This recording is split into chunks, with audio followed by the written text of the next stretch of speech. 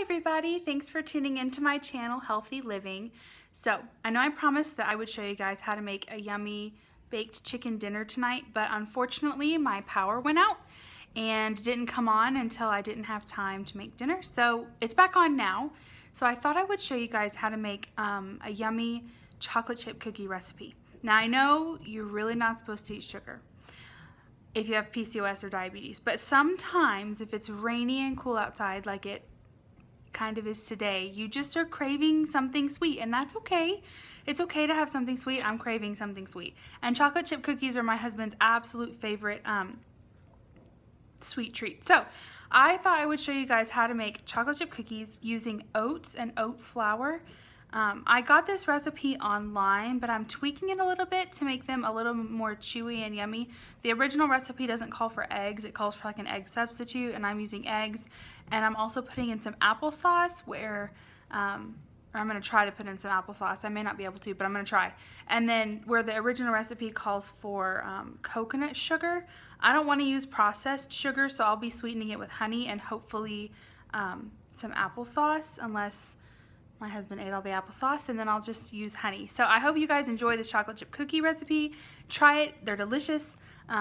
Let's get started, you guys. So these are the ingredients you guys are going to need to make your chocolate chip cookies. I will put this up so you can get all the ingredients together, and then we'll start making our cookies.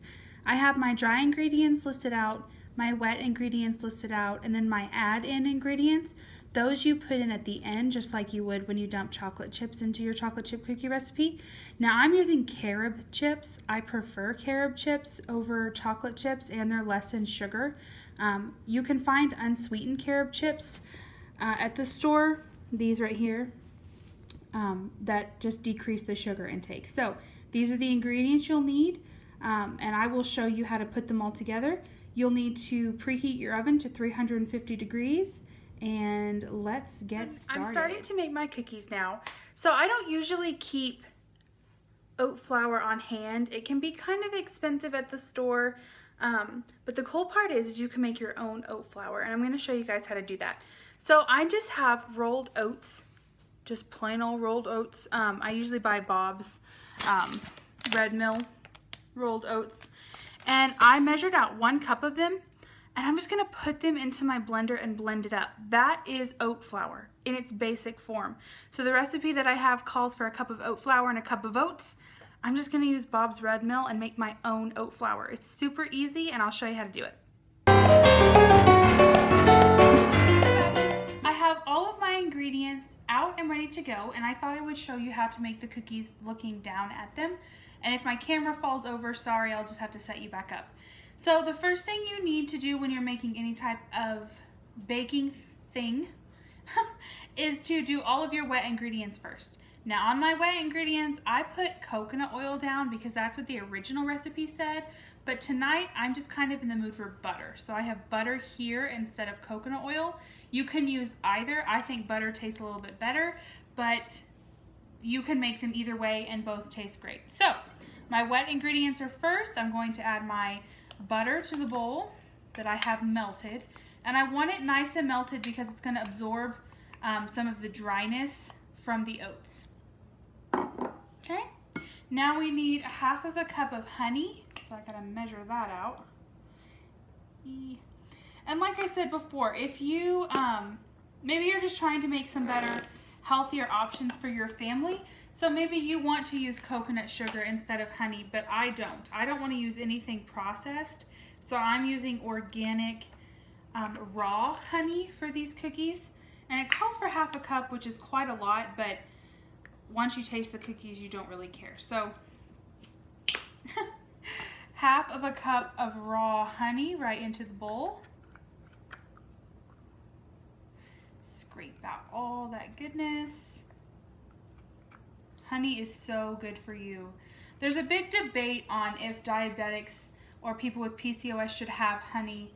And the way I look at it is God made honey. It's been around for centuries, and it's been around since the beginning of time. So if something that's been around since the beginning of time that the Egyptians eat that's still good for, you know, since that time is available, then I think we should be able to eat it. Okay, so into this honey butter mixture, I'm going to add a teaspoon of vanilla, which I will measure out. And I always go a little happy with the vanilla because you can never have too much vanilla in your life. Okay, stir that up. And then to this mix, we're also going to add 2 eggs. Let's see if I can crack one-handed. Woo! I'm a pro. All right, mix all of this together. And you can do these in a blender. I'm sorry, not a blender. You could do them in a electric mixer or with a hand mixer, but there's something so comforting about cooking chocolate chip cookies with a wooden spoon and your favorite big bowl. I just love it so much. Okay, so my wet ingredients are combined really nicely. I have a couple of chunks of butter in there that got a little solidified from the eggs being cold, but that's okay. All right, now to my wet ingredients, I'm going to add my dry ingredients. So I have a cup of oat flour that we made ourselves in our blender. I'm gonna sprinkle that in. I also need 1 cup of oats, same oats that I used to make the flour. That goes in. I need a 1/2 teaspoon of baking powder. That goes in. And make sure these are nice and level. You never want to go wrong with that. Okay. And then I need a 1/4 teaspoon of baking soda. Nice and level. Sprinkle that in. Okay. Let's mix all of these ingredients together.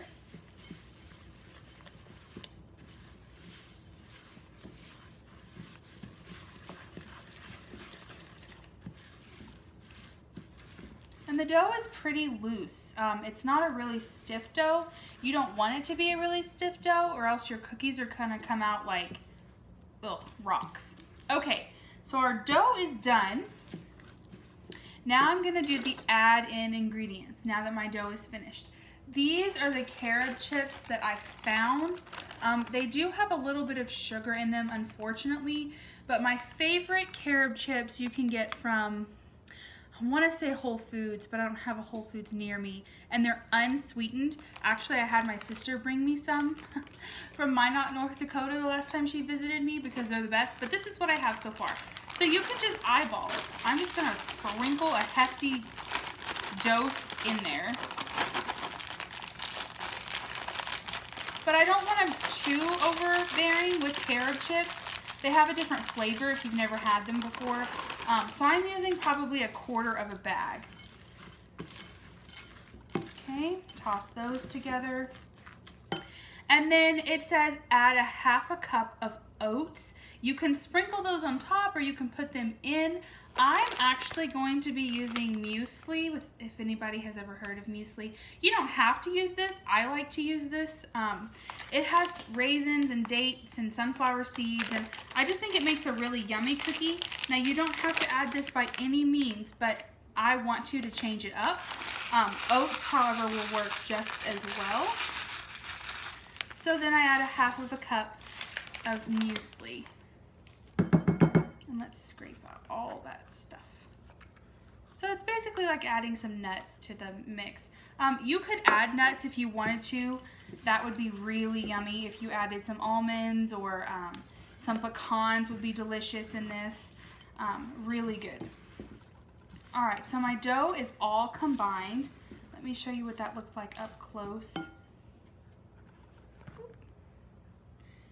Okay, I'm going to measure these out into balls, bake them at 350 degrees for about 10 to 12 minutes, and I'll show you what that looks like. What the cookies look like once they're all on the cookie sheet. I did grease my cookie sheet. I did that because these cookies are going to come out of the oven very fragile because they're oats. They could fall apart, so I don't want them sticking at all. If you don't want to grease your cookie sheet, you can use parchment paper, which is my favorite, but I forgot to pick some up at the grocery store. I usually bake on parchment. So these are going to go into a 350-degree oven for 10 to 12 minutes until they are golden brown. And when they come out of the oven, carefully lift them off with a spatula and set them on a cooling rack for about 5 to 10 minutes so that they really can solidify, and you're going to have a perfect, delicious chocolate chip. Cookies are baking. I'm going to make some chocolate milk. Now I am lactose intolerant. My dog just got scared. I'm lactose intolerant, so I can't eat milk, so I use unsweetened almond milk.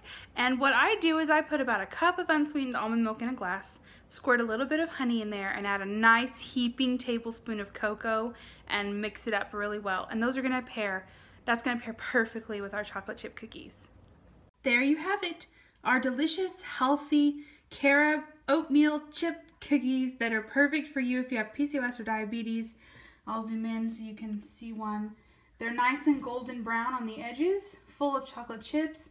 They're quite, they're kind of almost like a granola bar, I guess, when they're done baking. They just look delicious. Anyway, I hope you guys have enjoyed. Thank you for baking with me tonight. Happy living, healthy living. Make sure to like, comment, and subscribe, and have a wonderful, yummy evening, you guys.